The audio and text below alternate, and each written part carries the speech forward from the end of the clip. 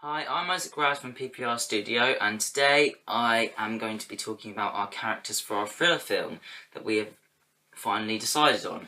So, one of them is a character called Libby, and she's quite young. She's probably about 17, 19. It's important to see that she's at that age when she's a lot more confident to go out on her own. I mean, at that age, you are kind of like, so if you were going to uni or going out and thinking about what you're going to do when you're older, you're going to be going out into like the world, and you kind of like want to meet new people and stuff like that, because obviously it's important to do that when you're looking for a career or looking for further education. So because of that,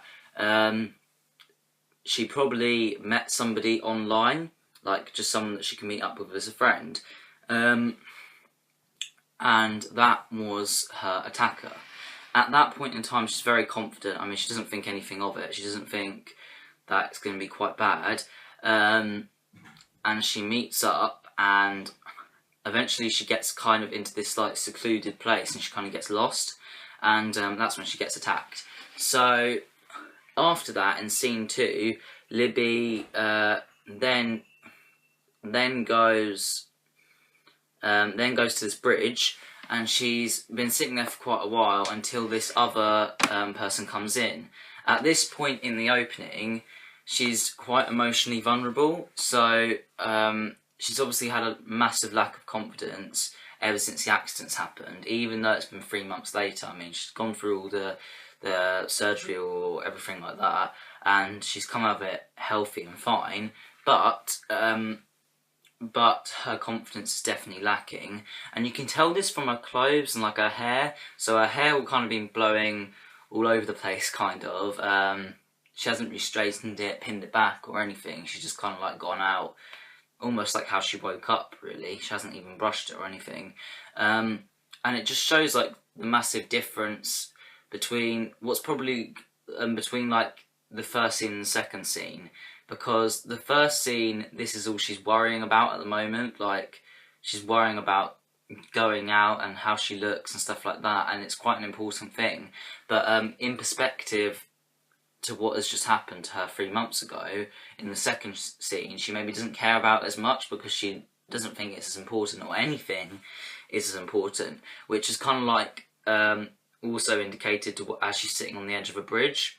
She's not in danger unless she wanted to be at that point, but she does look very precarious at the moment because she's got her feet over the edge of the bridge and she's holding onto the railing and stuff like that, and it just makes her look like she doesn't really care about other things, which is kind of how we want her to be seen in the audience's eyes, because it also makes her look vulnerable. Like, if you're sitting on the edge of a bridge, it looks like you could be pushed off at any moment.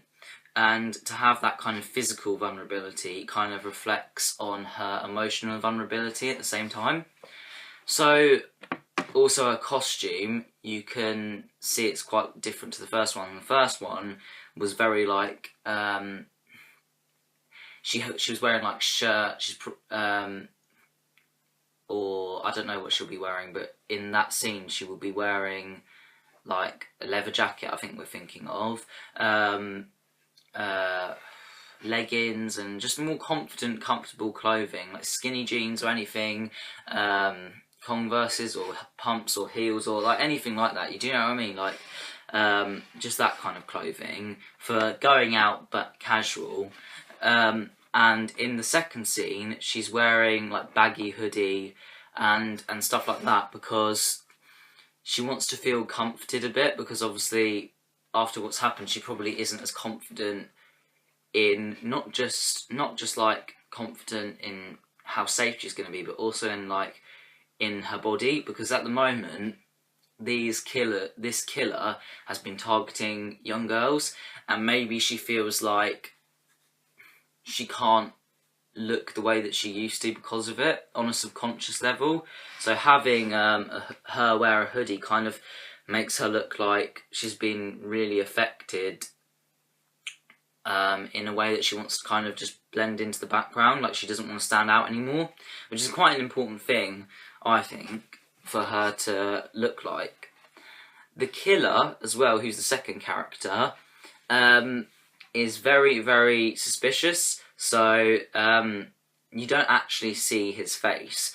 The plan with the killer, for his backstory, is that he actually was the friend that she was going to meet up with, but a bit more complicated than that, as in, he already knew her.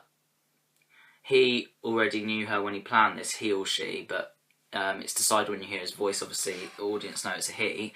But he already knew her quite a while ago, and then decided for some reason he's going to act his revenge upon her. So he creates a fake identity and talks to her and acts already friendly as if he doesn't know her. Obviously, she doesn't know who it really is, and then he plans to meet and attacks her.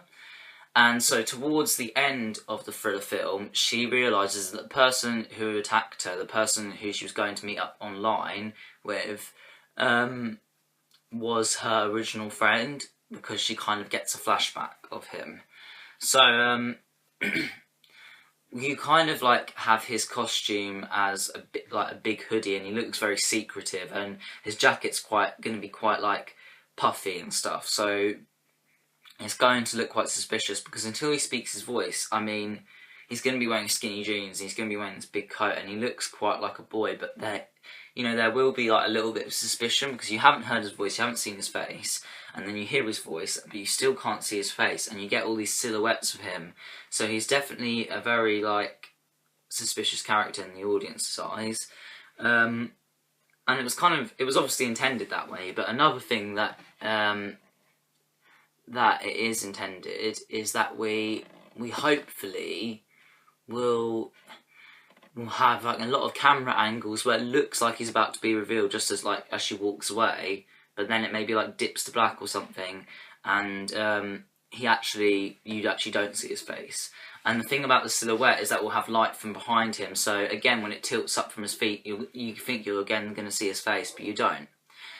And yeah, so again, all of that stuff just builds a lot of suspense and makes him almost seem like he's in control of the whole like situation, like he's almost like the narrative of the film, like the person controlling it, because you've got so many like you're almost going to see his face, or we're thinking about maybe have her look up from like the bank of a river, and then he will kind of like be there, but he'll be really unfocused, and you get so many like almost like tilt up shots and stuff like that, and bird's eye view shots and stuff like that. Or as she turns away and then it changes camera angle quickly, so you actually don't see his face. That makes him seem like he's switching the camera or something, because you don't want him to see his face. It's like very like you can't see his face, like it's forbidden kind of thing, which makes him seem even more creepy. And it, like, makes him seem quite manipulative, and you instantly know that there's something wrong with him. And the fact that he's her friend makes you feel maybe he was the killer, and then when you have the flashback, hopefully the audience will get that person was the killer, and then hopefully more stuff will happen throughout the film, and she's starting to realise who it was.